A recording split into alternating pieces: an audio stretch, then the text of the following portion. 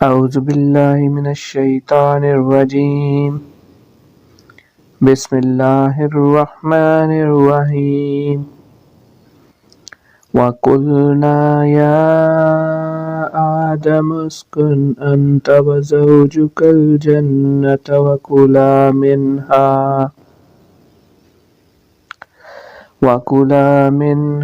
رغدا حيث شئتما ولا تقربا هذه الشجرة فتكونا من الظالمين فأزلهما الشيطان عنها فأخرجهما مما كانا فيه وقلنا اهبطوا بعضكم لبعض عدو وَلَكُمْ فِي الْأَرْضِ مُسْتَقَرٌّ وَمَتَاعٌ إِلَىٰ حِینٍ۔ ترجمہ: اور ہم نے فرمایا اے آدم تم اور تمہاری بیوی جنت میں رہو بغیر روک ٹوک کے، جہاں تمہارا جی چاہے کھاؤ، البتہ اس درخت کے قریب نہ جانا ورنہ حد سے بڑھنے والوں میں ہو جاؤ گے۔ تو شیطان نے ان دونوں کو جنت میں لغزش دی، پس انہیں وہاں سے نکلوا دیا جہاں وہ رہتے تھے، اور ہم نے فرمایا تم نیچے اتر جاؤ، تم ایک دوسرے کے دشمن بنو گے اور تمہارے لیے ایک خاص وقت تک زمین میں ٹھکانا اور زندگی کا سامان ہے۔ یا آدم اسکن انت وزوجک الجنۃ، اے آدم تم اور تمہاری بیوی جنت میں رہو۔ یہاں سے آدم علیہ السلام اور ابلیس کے واقعے کا بیان ہے، اس کا خلاصہ درجہ ذیل ہے۔ حضرت آدم علیہ السلام کو سجدہ نہ کرنے کی وجہ سے شیطان مردود ہو گیا تھا، لہٰذا وہ حضرت آدم علیہ السلام کو نقصان پہنچانے کی طاق میں رہا۔ اللہ تعالیٰ نے حضرت آدم علیہ السلام اور حضرت حوا رضی اللہ تعالی عنہا سے فرمایا کہ جنت میں رہو اور جہاں دل کرے بے روک ٹوک کھاؤ، البتہ اس درخت کے قریب نہ جانا۔ شیطان نے انہیں وسوسہ ڈالا اور کہنے لگا کہ تمہیں رب عزوجل نے اس درخت سے اس لیے منع فرمایا ہے کہ کہیں تم فرشتے نہ بن جاؤ یا ہمیشہ رہنے والے نہ بن جاؤ، اور اس کے ساتھ شیطان نے قسم کھا کر کہا کہ میں تم دونوں کا خیر خواہ ہوں۔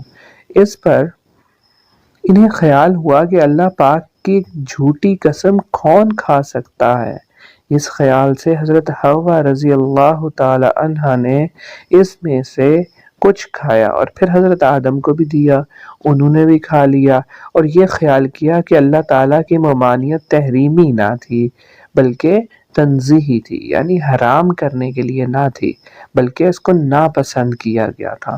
یہ حضرت آدم کے اجتہاد میں غلطی ہوئی اور خطائے اجتہادی گناہ نہیں، چنانچہ شیطان کے دھوکے کی وجہ سے انہوں نے اس ممنوع درخت کا پھل کھا لیا اور پھل کھاتے ہی ان کے پردے کے مقامات بے پردہ ہو گئے اور وہ پتے ڈال کر چھپانے لگے۔ اس وقت اللہ تعالیٰ نے فرمایا کیا میں نے تمہیں اس درخت سے منع نہ کیا تھا اور میں نے تمہیں یہ نہ کہا تھا کہ شیطان تمہارا کھلا دشمن ہے؟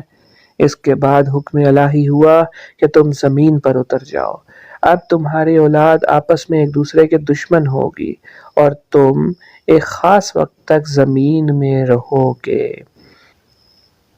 زمین پر تشریف آوری کے بعد حضرت آدم علیہ السلام ایک عرصے تک اپنی لغزش کی معافی مانگتے رہے، حتیٰ کہ آپ علیہ السلام کو اللہ تعالیٰ کی طرف سے چند کلمات سکھائے گئے۔ پھر جب آپ علیہ السلام نے ان کلمات کے ساتھ توبہ اور معافی کی درخواست کی تو وہ قبول ہوئی۔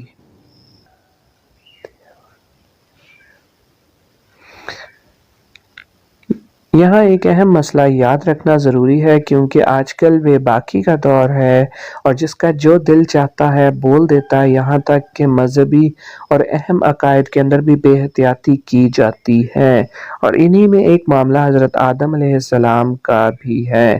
اعلیٰ حضرت احمد رضا خان فرماتے ہیں غیر تلاوت میں اپنی طرف سے حضرت آدم علیہ السلام کی طرف نافرمانی اور گناہ کی نسبت حرام ہے، لہٰذا اپنے ایمان، قبر اور آخرت پر ترس کھاتے ہوئے ان معاملات میں خاص طور پر اپنی زبان کو قابو میں رکھیں۔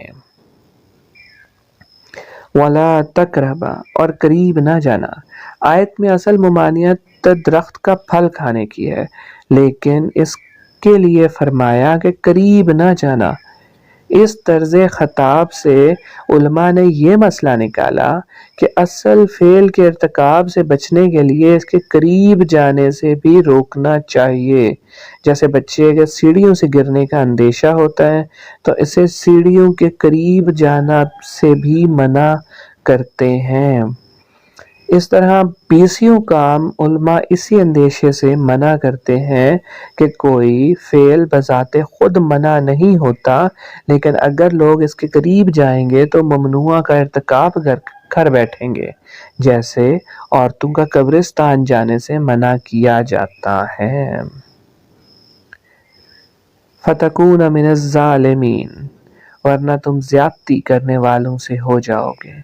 ظلم کا معنی ہے کسی شے کو اس کی اپنی جگہ کے علاوہ کسی اور جگہ رکھنا، اور یہاں آیت میں ظلم خلاف اولیٰ کے معنی میں ہے۔ یاد رہے کہ انبیاء اکرام علیہ السلام کو ظالم کہنا گستاخی اور توہین ہے، اور جو انبیاء اکرام علیہ السلام کو ظالم کہے وہ کافر ہے۔ اللہ تعالیٰ مالک و مولا ہے اور وہ اپنے مقبول بندوں کے بارے میں جو چاہے فرمائے، کوئی دوسرے کی کیا مجال کہ وہ اپنے انبیاء اکرام علیہ السلام سے متعلق کوئی خلاف ادب کلمہ زبان پر لائے، اور اللہ تعالیٰ کے اس طرح کے خطابات کو اپنی جرأت اور بے باکی کی دلیل بنائے۔